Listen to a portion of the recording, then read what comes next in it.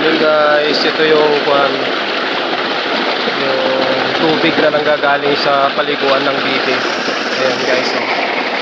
Ayan, pababa. Meron siyang tagas. Ayan.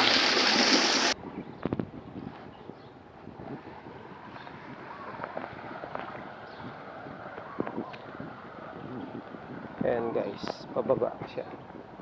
Kaya sila nagkakaroon ng paliguan. Ayan, kaysa masayang naman. Yan, ginawan ko sila ng paliguan. Yan guys. Pero may nakakatawa guys, yung namisang bibi ko na may kasamang Rhode Island chicken. Kapag naliligo yung mga bibi na mga ducklings, yung bagong pisa kasama nung manok naman na naliligo. Yan guys, so eto, ayan o, basang basa at naligo sila. Ayan guys, nakakatawa. Ayan o, ginaw na ginaw ka na at naligo ka.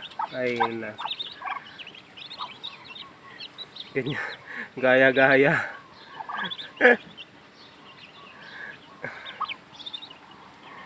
update ko kayo guys pag malalaki na sila.